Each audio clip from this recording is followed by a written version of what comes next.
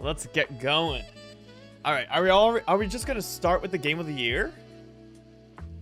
All right, let's go through every game one by one, okay? Astrobot by Team Asobi, a Sony game. There's always a Sony game being nominated. I mean, good for them. They make good games sometimes, not all the time. Some of them fail. Some of them get canceled. RIP Concord. But sometimes some small Japanese studio named Team Asobi would come along and just make a close to perfect Mario-like 3D platformer, which played very well, which sounded very well, looked very well, it controlled very well, and it had a lot of surprises. It was a little bit on the easy side, but an easy game does not necessarily mean it's a bad game, right? Astrobot was a phenomenal game, but I had and it was very close to being my favorite game if it weren't for another game that came out this year. Now, Balatro. I've had about... Oh yeah, and I also platinumed Astrobot, and played its DLCs. Really fun. I hope they keep adding content for it. Balatro. I bought Balatro 3 times. I have it on my PC, on Steam, and on my phone. It plays very well on the phone, because Slay the Spire does not really play very well on the phone.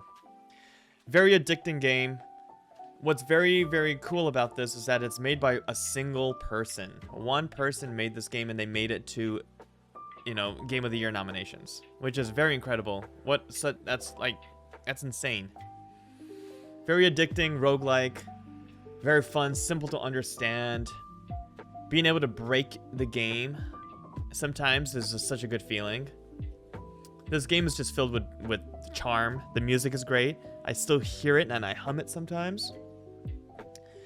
Is it my game of the year? No, but I could see that it's many other people's game of the year. Black Myth Wukong. 99% of the sales went to China. And that makes a lot of sense because this is China's first AAA big game on consoles. I don't have a lot to say about Black Myth Wukong. I did play it on the PS5 for a bit, but it was very janky. The level designs were boring. The combat was fun, but I could see it getting boring later, or over time. Technically, it was very janky. There were, I don't know. I feel like it's just a game that tries to be another one of those Dark Souls games that every other company is trying to make. But for the first major game, I think they did a really, really amazing job. Yeah, it doesn't pick up. So, I don't hate Black Myth Wukong. I want to play it, and I want to play it at its best. So I am waiting for a PlayStation Pro patch, if it ever comes. If it doesn't come by, let's say, in 4 months, I will buy it on the PC and I'll play through it on stream.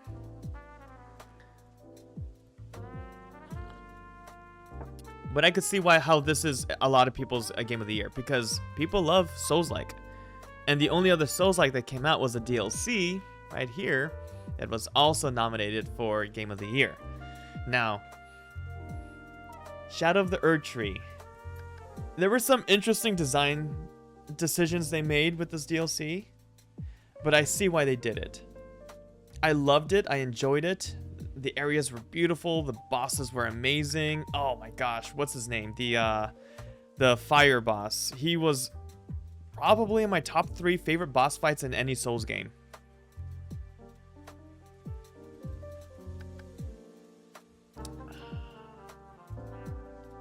So, but the only thing is, I don't want to support a DLC as a game of the year. So, this doesn't get my vote. Final Fantasy VII Rebirth. This was a roller coaster of emotions, of joy, of fun, of sadness, of horror, of terror. It's everything. It's everything I felt in this game. The combat was so much better than Final Fantasy 7 Remake's combat. They just upgraded it to make it feel even better and smoother. The graphics were so disappointing because of the PS5 and Unreal 4. So I played it in the fidelity mode at 30 FPS, but still enjoyed it. I couldn't enjoy this game at its full potential, but everything about this game, aside from some open world decisions that got a little bit, maybe a little too much, but to me, this was almost a perfect game, and it is pretty much everything I asked for from a Final Fantasy VII Remake. This not only is my game of the year of this year, but I cannot wait to play it again on PlayStation Pro. But this is also one of my favorite games of all time. I absolutely loved FF7 Rebirth. The music, the voice acting, the story, the areas, just everything about this was amazing. Now, there's no such thing as a perfect Final Fantasy, you know? But a game doesn't have to win Game of the Year. Because I feel like Astrobot, for what it's trying to do, I think perfected it. This had no bugs, it just ran. Everything was pretty much perfect for what they were trying to do. FF7, no, it's not perfect. But it was everything I wanted in a FF7 remake. And I can't believe it came out. So, this gets my vote. Alright, so Metaphor Fantasio, ReFantasio. I really want to play this. It's on my list of games to play. I played the demo and I really enjoyed it. The lore sucked me in the game already. So, I just don't have the time to play right now. But it's on my list and I will definitely play it. And because I didn't play through it, same with Black Myth Wukong, I cannot add these two to my Game of the Year. So, but clearly to me, easily, FF7 Rebirth wins my vote. Next category. Best Game Direction. Again, these are the same exact games. Holy crap.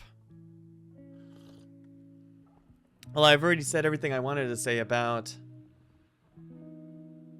all of these. But awarded for outstanding creative vision, innovation, and game direction and design. Okay. Hamaguchi did a phenomenal job directing FF7 Rebirth. He was the battle designer for FF7 Remake, and now he's the director of the Final Fantasy VII Rebirth. And and I think he also is the director for the third one as well. Direction style, come on. No, because this was kind of questionable as in direction. Probably the last boss was pretty messed up. A little too hard. Black Myth Wukong, again, terrible level designs, uninspiring combat for me. I didn't think the direction was really good here. Again, I didn't beat the game. I only went to this until the second stage, so I will replay it. I still think Stellar Blade is a better game than this. Balatro, amazing game direction. But it's, it's like, Balatro is up there. This might be my choice, but we'll see. Astrobot. What they did with finding all the characters, all the secret bots that they had in the game, amazing. I love the direction of that. The way the levels were designed, it was very simple. The bosses were a little bit too easy, but the design was really good. This had the best ending sequence to a video game, or at least one of the best ending sequences to a video game I've ever seen. Great game direction on that end. But to me, a game so difficult to direct for a game that, because it's such a huge like task, like it's a huge taking to direct something like FF7 Rebirth. Sure, I might be biased, but you guys need to understand how fucking ginormous this game is. It's crazy what they did with this game. It's magical. Like, I don't know who else can direct this game other than Hamaguchi. There's a reason why Nomura stepped down, because it's a huge taking. And Hamaguchi did an amazing job at FSN Rebirth. So, again, I have to give it to him for this. Best narrative? Man, this is a hard one because, like I said, FSM Rebirth, like, the fact that after watching the ending to this game, hundreds and hundreds of videos and streamers, Max Dude especially, spent hours and hours and hours of threads and talking about like the narration of it. Yeah, I mean, this game is not even a game, so I'm not going to vote for it.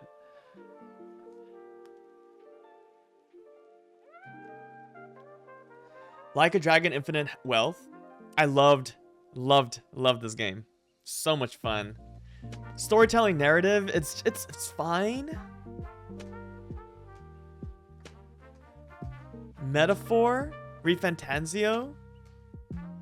Again, I didn't play it, but the lore really grabbed me. But judging by, I heard a lot of other people talk about this game and said that there were some narration. The writing was really good, but not the narration. Silent Hill 2. What narration? Exactly. Yeah, what narration? Again, the fact that I could spend hours and hours and hours after post-game to talk about the narration. Again, FS7 Rebirth got my vote, man. This game was just... If you haven't played it, you're missing out. I don't think you have to be an FF fan to really, really love FS7 Rebirth. To me, it's... Best art direction. This, to me, easily... I don't even have to look. Easily, for me, goes to Neva.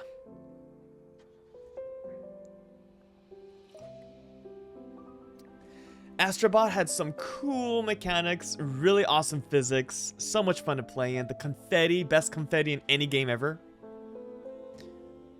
Black Myth Wukong looked ugly as hell, in my opinion. It looks so terrible. I hate the look of like the motion and everything. Unreal 5 just needs more work. I did watch the 4K full ray tracing. You know, you need a $3,000, $4,000 computer to run it, kind of thing. So like, I don't want a, you know, a, what do you call it? A benchmark to show me how good an artistic design is for a game. Animation. Elden Ring also, like, beautiful, beautiful landscapes. So many moments where I said, wow.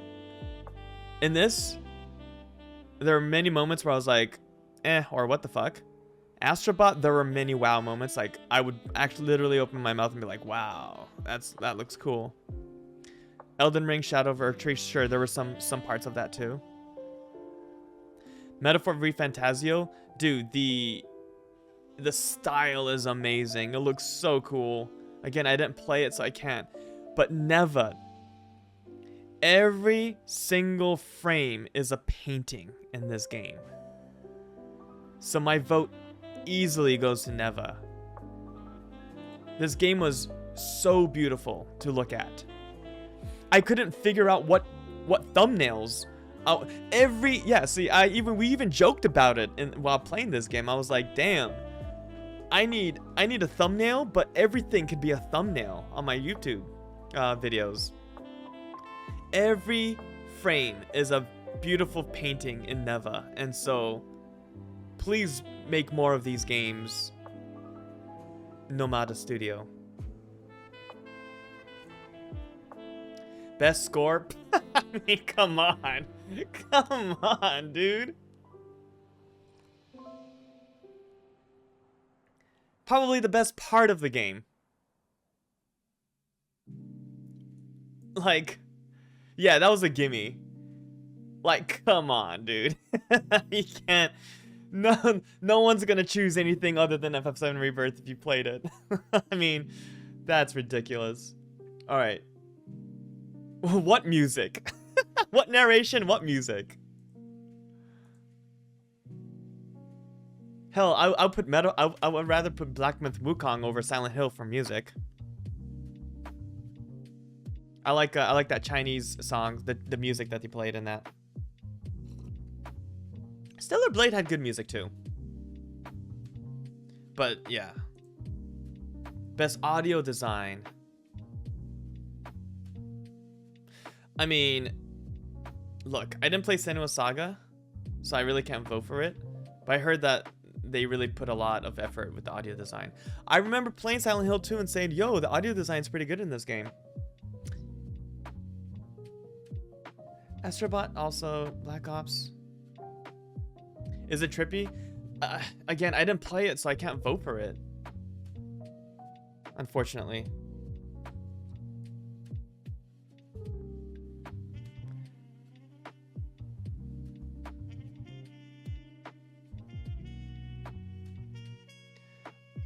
Just for Brianna White's voice acting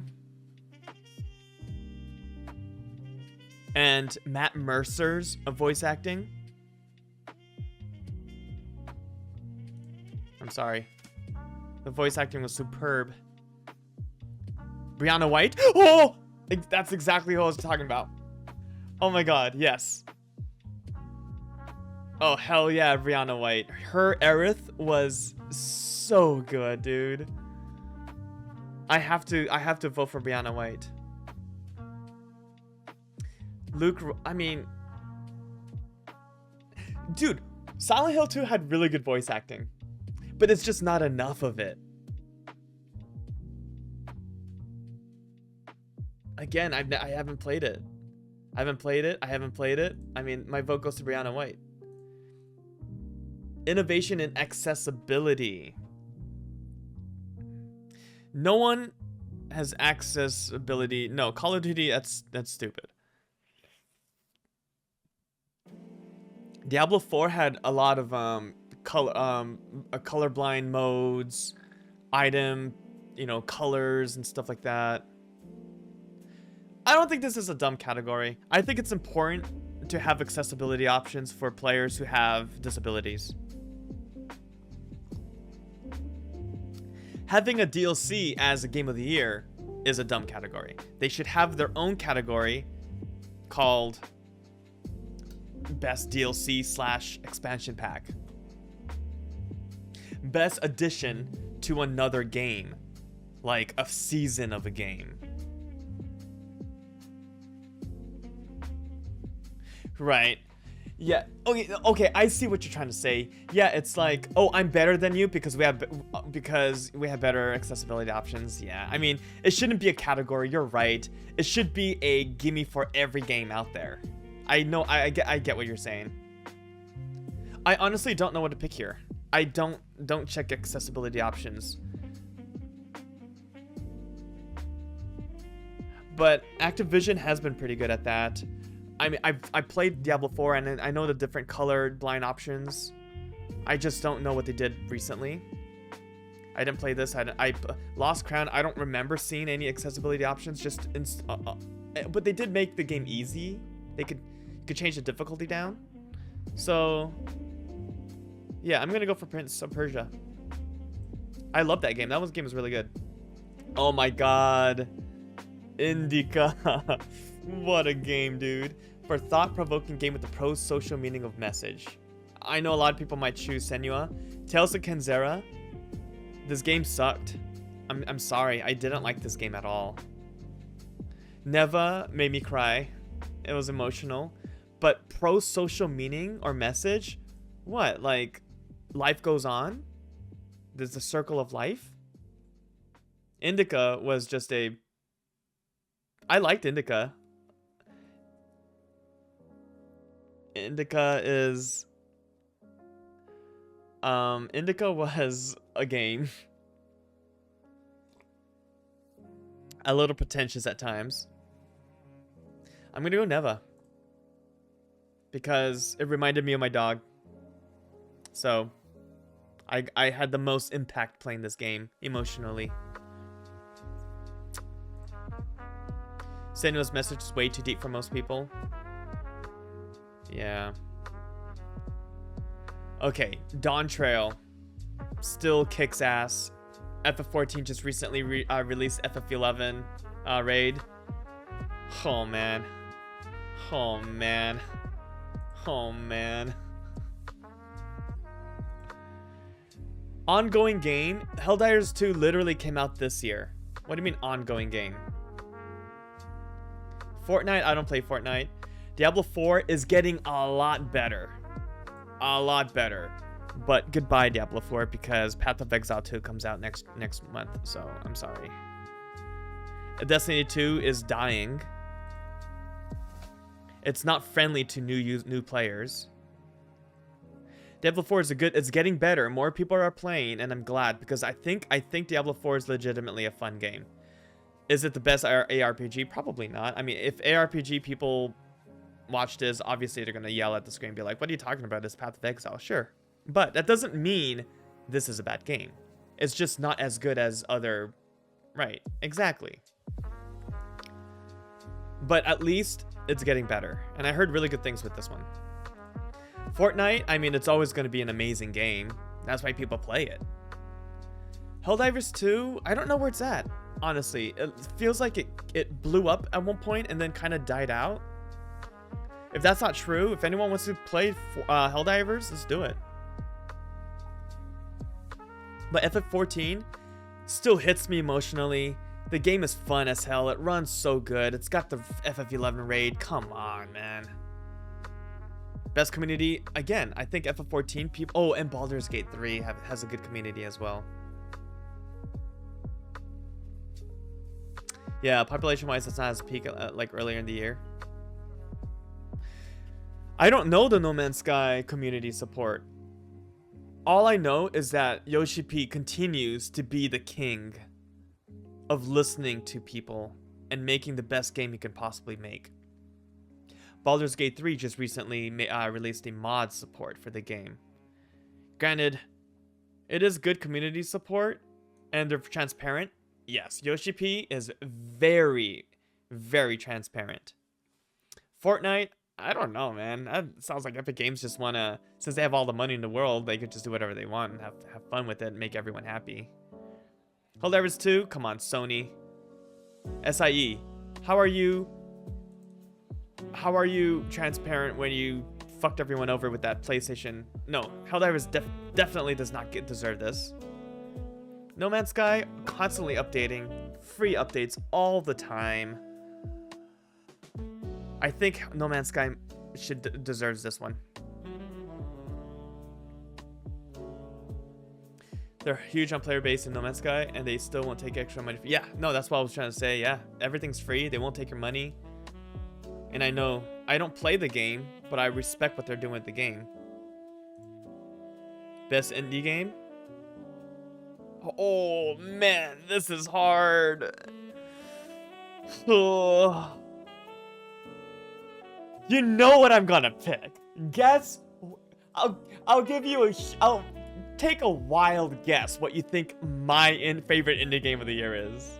Take a wild guess.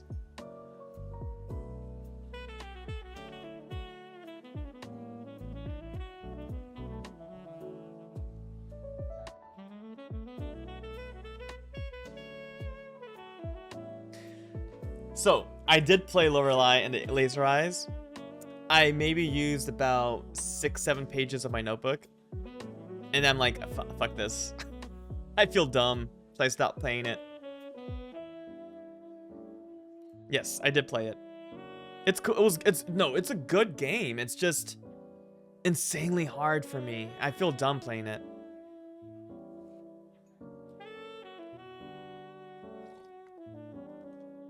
I loved Animal Well. Animal Wells was incredible. And I'll tell you why I loved Animal Well so much. Animal Well had zero dialogue. everything that happens in the game is you figuring everything out. It doesn't hold your hand. There's no tutorial. You have to discover everything in the game yourself. And I thought that was one of the most beautiful parts about this game. This had my best indie game vote. Balatro, everyone can have fun with their Balatro. I liked it, but not as much as I like Slay the Spire. And I didn't play this as much as many people did. I watched streamers play it more than I played it myself. Best mechanic. Best idea. Lauren and Laser Eye, we just talked about this. It was a little too hard for me. Right? Neva, one of the most beautiful games I've ever played. Definitely on my top games of this year for me. Absolutely loved Neva. But if I was going to choose one indie game that just blew me away and I fell in deep, deep love with, you all know it's UFO 50. What a special game this was. UFO 50 was so special. Are all games perfect? No.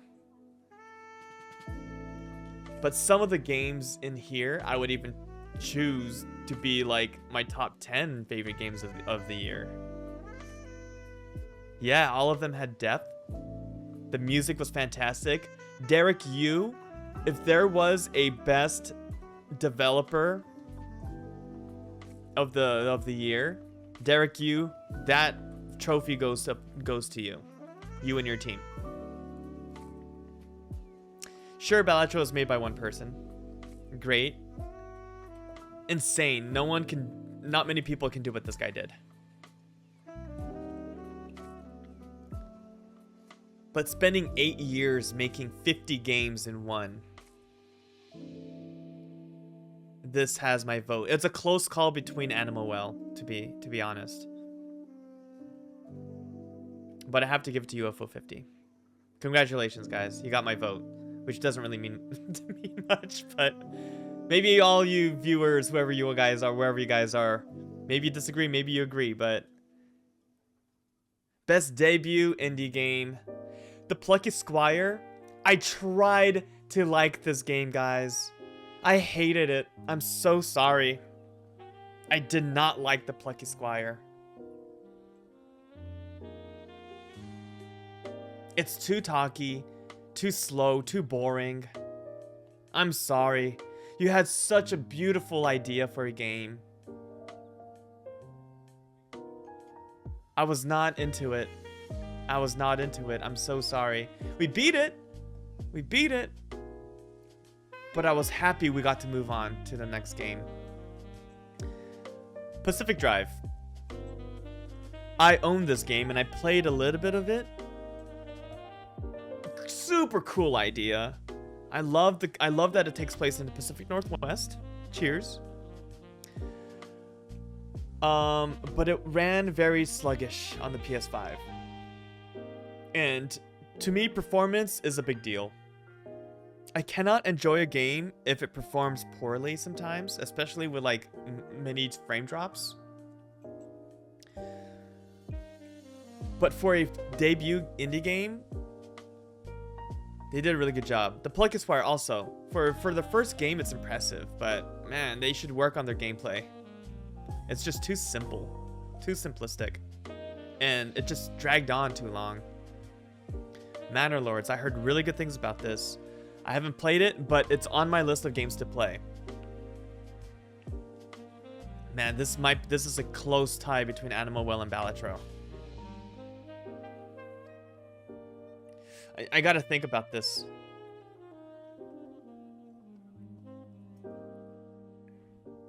For a game created by a single person.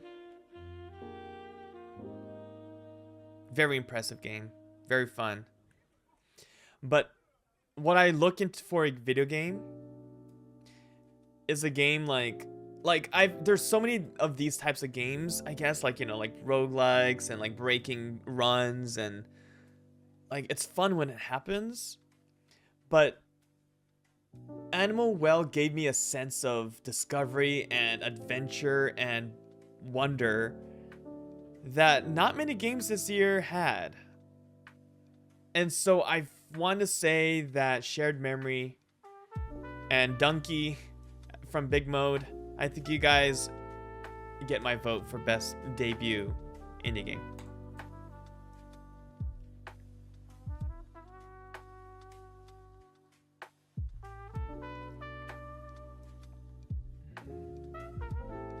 Best mobile game. I don't play mobile games, guys. There's one game in here that I own for mobile, and it's Balatro. So, but here, let's talk about the games. AFK Journey sounds boring. What, you just go AFK and let the game play by itself? I don't know, man. I don't know about this game. Pokemon trading card game blew up, man. This game blew up. Everyone talked about this. You never played Zenless? No. No. But I know it's by Hoyo. I know they do, you know, they make the best free-to-play games.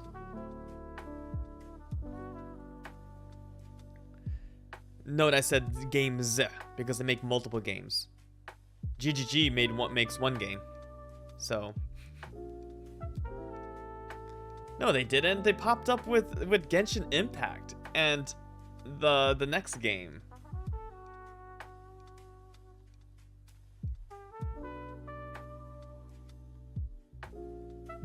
Yeah. No. I watched streamers play Zenless Zone Zero.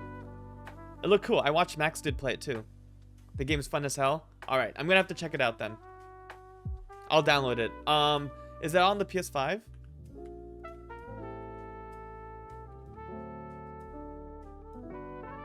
Okay, it is on PS5. I'll check it out. I'll download it. But I'm gonna be, you know, completely honest. I've only played one game on here in Balatro, so they get my vote. Best VR. Again, I own a VR headset. I didn't play VR this year.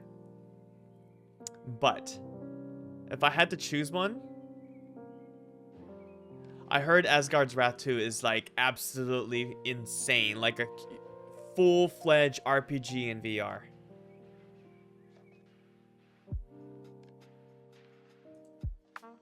Oh, well, let's go back. I heard Arkham Shadow is the closest thing you can get to being like Batman. This recently just came out and it's only on the Meta 3. On the Meta 3. So, grab a Meta 3 if you want to play this. Metal Hellsinger VR, I mean, sure, it's Metal Hellsinger, but in VR. I could see. No, Andromeda. A lot of folks talk about this and say it's amazing. I mean, people over at Giant Bomb, people over at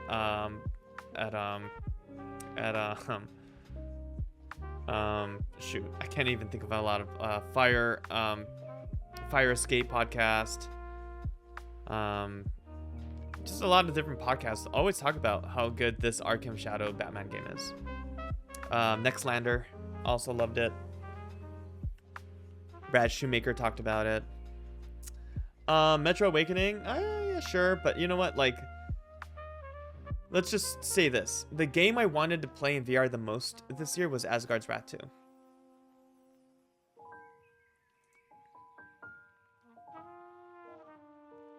Best action game. Oh, boy. Oh, jeez. We had some bad action games this year, didn't we?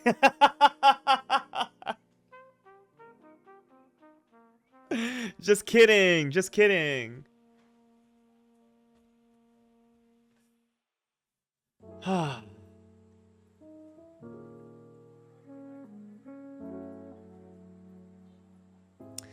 only game in here that I finished, I played all of these games. The only game I finished all the way to the end was Stellar Blade. And this was like a 7 to me.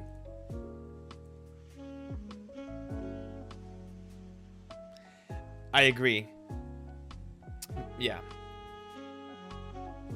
focusing primarily on combat.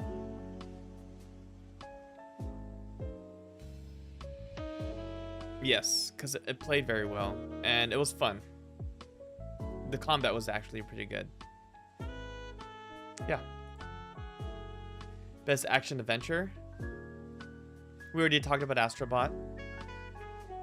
Prince of Persia: The Lost Crown was the best Metroidvania of the year. So if you're into Metroidvanias, go check this one out. It's really fun. It was really great, and the DLC is really cool too. This came out in January, I think, at the beginning of the year. And I was like, I think this is the first game I played this year, and I was like, damn, 2024 starting out with a really good game. And then Yakuza Like a Dragon comes out, and then Final Fantasy VII Rebirth came out. It's like, holy crap, what a year for games. Silent Hill 2? No. I loved it a lot. I enjoyed my playthrough with you guys. Legend of Zelda Echoes of Wisdom. The worst. This had the worst menu I played this year. I absolutely hated going through all the hundreds of whatever thing I'm looking for to do one thing over and over and over and over again. I liked the idea of Legend of Zelda Echoes of Wisdom, but I couldn't keep playing it. I'm sorry. Star Wars Outlaws, I think, should win the award for best 7 game. Like, this game's not bad. It's also not great. Clearly, the winner here is Astrobot, and I won't understand why people would choose any differently. This game was perfection at what they did. Best RPG? Ooh, this is a tough one.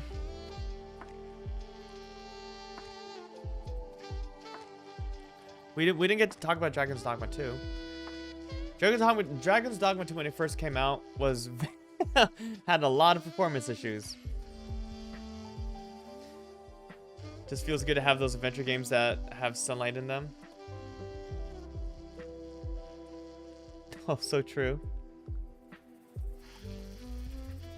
Now that I have a PlayStation Pro, I look forward to playing more Dragon's Dogma 2. And I want to start from the beginning and play through this game. And perhaps grab the Platinum Trophy on this as well. Elden Ring Shadow of the Erdtree. Again, it's a DLC, I'm sorry. Great game, but you already won Game of the Year. FF7 needs no further introduction. Like a Dragon Infinite Wealth. They did this game a little scummy. Great game. For those trophy hunters, they really did a scummy thing in this game, so it's hard to recommend it in that sense. But progression, yeah, exactly here. Player, character, and customization progression. They locked EXP on higher levels through payment. They purposely made it so it takes days to level up, or you could just pay money and have them automatically level up. So progression wise, this goes to hell, can go to hell. FF7 Rebirth, not perfect.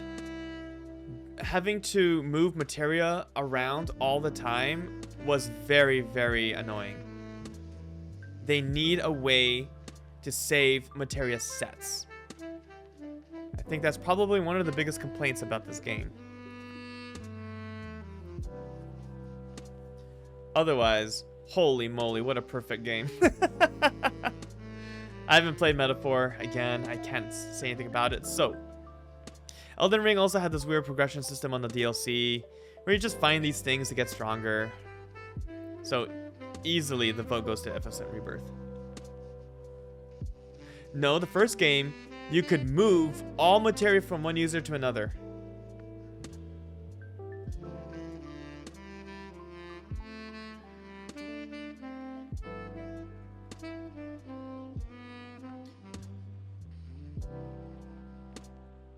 I gave this one to FF7 Rebirth because Dragon's Dogma was mid. Elden Ring doesn't even feel like an RPG. Yeah, it did. It's an action RPG, but it's you're role-playing as a character you created, right? Like a dragon has RPG elements. Metaphor comes close, but I'm not a fan of Persona stuff. Yeah. Elden Rebirth was amazing. Wait, you could do that? What? Switching materia? In the original, yeah. Best fighting.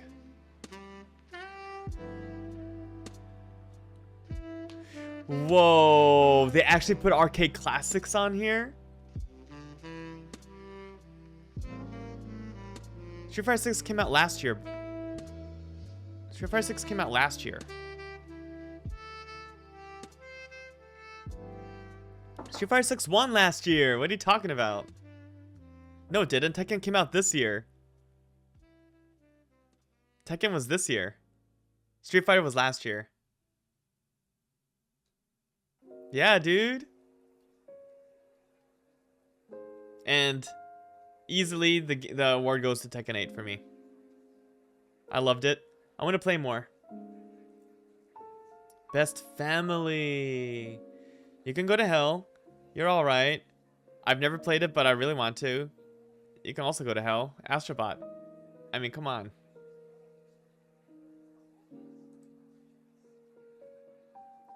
Best sim. I loved Unicorn Overlord. This game was really fun. Oh, right, yes. We were playing the beta. Yep. Frostpunk 2 is for only for like specific people.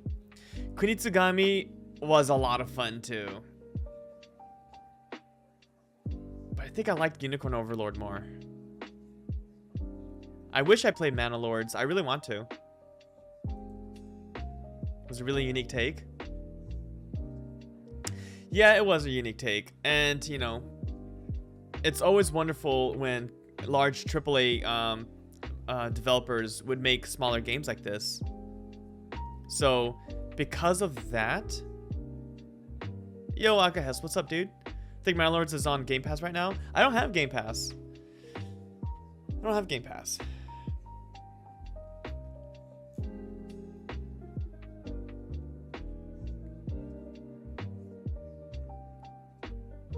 So,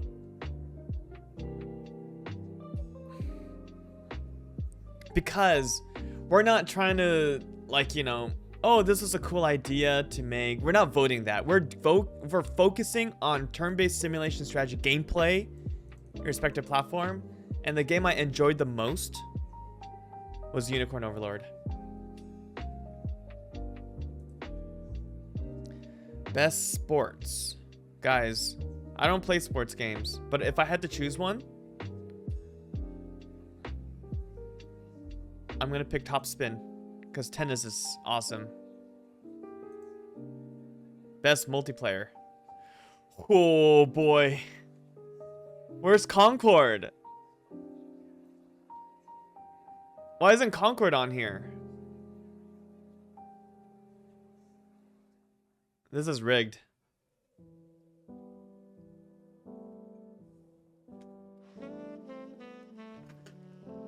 I didn't play Warhammer Online yet. Tekken 8 had a lot of issues, netcode, and when you hit a rank wall, it becomes annoying as hell. Call of Duty, I could always play. It's a lot of fun.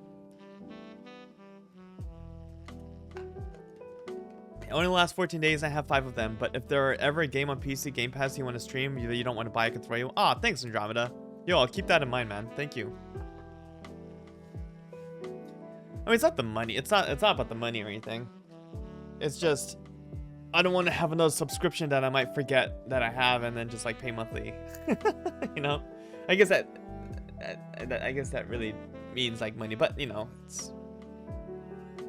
Plus, I prefer to pay directly for the game so I could support the publisher, or so I could support the developers more. This is why I bought, you know, Call of Duty Black Ops 6 full price, because I like Treyarch. I think they're a good developer. I don't think Activision is. I don't think Xbox is. I guess you do support them. Yeah, you might be right.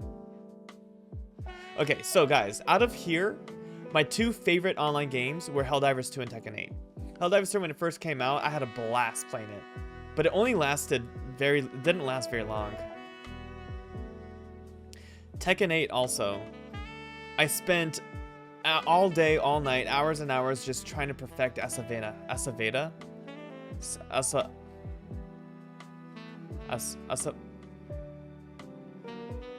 What's her name? Oh, I don't even remember her name. Anyways, the coffee girl. Helldivers got my vote. It was so fun. Has been fun the whole time. Yeah, I really enjoyed it when it came out. So yeah, I agree. I think Helldivers 2 was amazing multiplayer game when it came out. There's no better feeling than like typing the code and throwing the ball on the ground. It's such a cool feeling doing that. So yeah. Best adaptation? Yo, I heard this was god awful.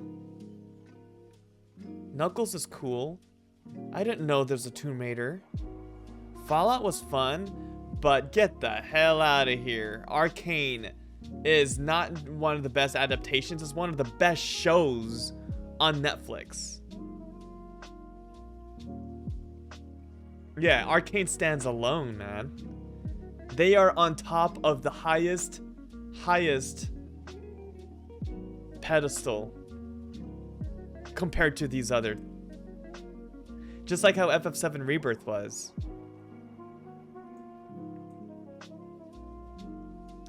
Yeah, Arcane is a 10 out of 10.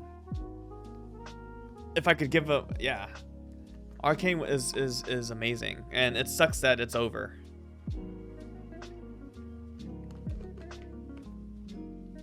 Now, I played a lot of Legends of Runeterra. That's how I know a lot of League of Legends characters. I don't really play League of Legends. I play some with some friends sometimes, but I'm more of a Runeterra guy. Most anticipated game. We all know what this is. We all know what this is. Actually, a lot of people are going to pick one. Alright, let's go through these. I've never finished Death Stranding 1. And that is why I'm going to play Death Stranding 1 on stream and bore the hell out of everyone.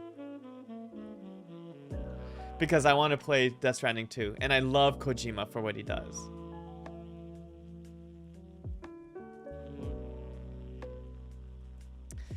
Ghost of Yotei. People are avoiding going to jail just waiting for GTA 6. Ghost of Yotei. Now, Ghost of Tsushima was a fun game. But I kind of wanted to Sucker Punch to play something different than another one of these. Open world, kind of like Assassin's Creed, you know. I think it'll be fun, and I hope they really expand on the online, because Ghost of Tsushima's online was a lot of fun. Grand Theft Auto 6. The king of all kings of open world video games. Nothing ever compares to Grand Theft Auto. This is probably the most hyped game. There's a reason why Jeff Keighley added this in the middle, so people will be like, I don't have to see anything else. I'll just, you know, click this.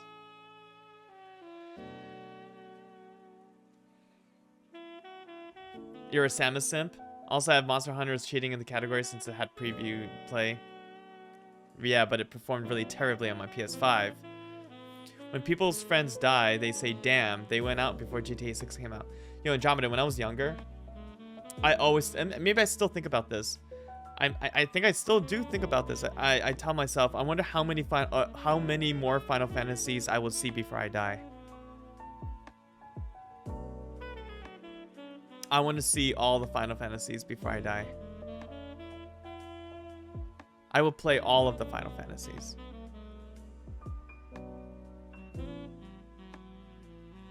Metroid Prime 4. I love the first one, never played the others. Didn't beat the first one either. Not the biggest fan. I like side-scrolling Metroid. Give me more Dread. Give me more Dread. Or Fusion. Yeah. Monster Hunter Wilds is my most anticipated game of the year.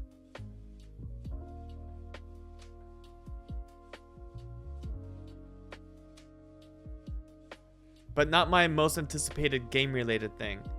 My most anticipated game-relating anything is any goddamn news for Final Fantasy Remake Part 3. That's what I want to see. I also want to see Dragon Quest 12 information. What the hell, Yuji Horii and Square Enix? Give me a taste of Dragon Quest 12, please. Give me some Resident Evil 9 news. Upgrade your re-engine.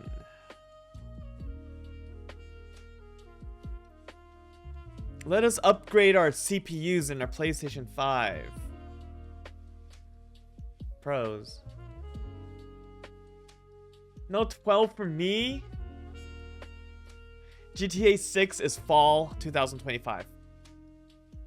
No date, but it's fall.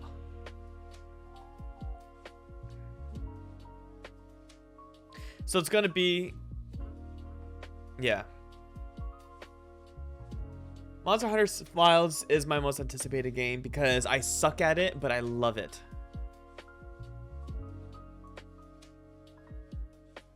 Content creator, Sushidrew. Wait, where is he? What? This is rigged. I do not know a single person here. I don't know their names. I don't know their faces.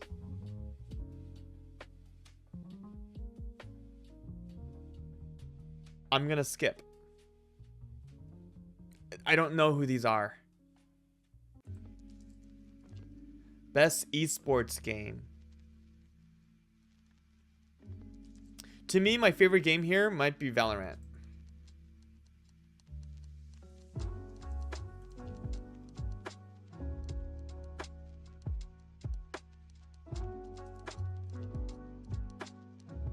Yeah, I wish I could pick none of the above, but I really enjoy playing Valorant on my PS5. I actually do pretty well too. Like, playing with other people who suck. Playing low level, I do pretty well. Best esports athlete. The only person here that I'm familiar with is Faker. I don't know what game he plays. I just heard this name before.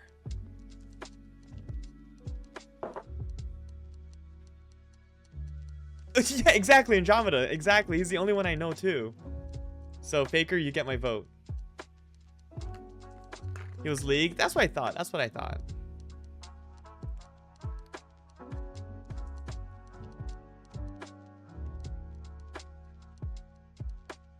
All right, who are the best looking people then? Dude, these guys aren't they this? They have the same pose. They have like the same clothes on, the same hairstyles. Dude, they're exactly the same people. I'm allowed to say that.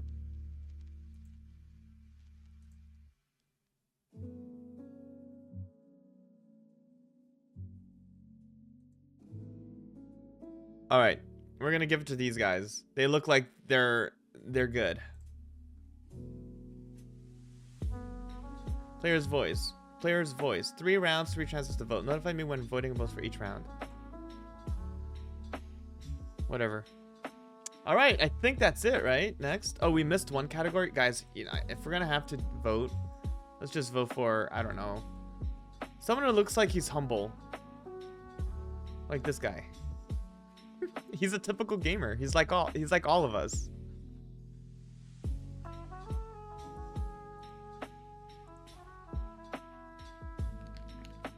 You gave it to that guy too? Alright. Well, hey guys, that's gonna do it with our voting for Game of the Year.